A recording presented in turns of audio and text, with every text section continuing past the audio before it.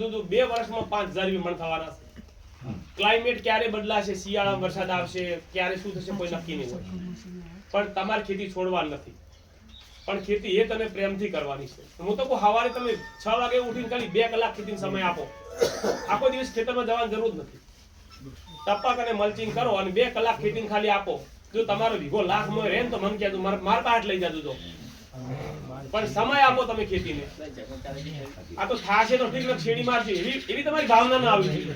થશે જ કેમ નહીં થાય? જો અમે આખો વિસ્તાર તમે આખા ડીસાની અંદર ટેટીનું ફીલ્ડ તમને કે જોવા નહીં મળે.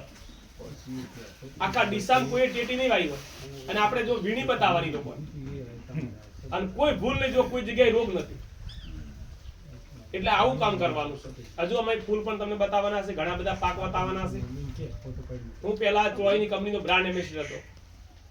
એટલે બ્રાન્ડ એમ્બેસેડર કોણ ખબર છે? હીરો હિરોઈન હોય, ક્રિકેટર હોય, રૂપા લોકો બ્રાન્ડ એમ્બેસેડર હોય.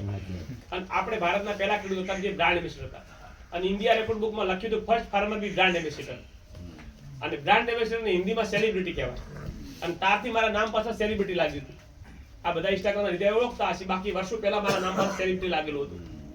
અને એક મધ્યમ વર્ગમાંથી આવું છું. મારા ઉપર 20-25 લાખ દેવું હતું. આ જમીન મારી ગીરવે પડી હતી એટલેથી આવું છું. અમે ઘણીવાર પિનલ બધા વાતો કરતા, પિનલ આપણે 1 લીટર સિંગ તેલ લઈને ગાધું છે. અને આજે ભગવાને ફેક્ટરીના માલિક બનાવ્યા છે. મારી પોતાની પિનલ સિંગ તેલ ફેક્ટરી છે, પોતાની સીડની પોતાની કંપની છે. હવે ઘણું બધું છે, પણ હજુ એક જ લક્ષ્ય, હું ખેડૂત છું ને ખેડૂતો માટે જ કામ કરવાનું છે. હજુ તમે જોજો 2 વર્ષમાં તો આપણે એટલા બધા ખેડૂત તૈયાર કરવાના છે ને કે ગામડે ગામડે જે કન્વર્ઝી બનવાના સપના પૂરો કરવાનો છે. ભલે મલ્ચિંગ મફત આપીશ, ટપક મફત આપીશ, પણ લોકોને મજબૂત કરી શકાય.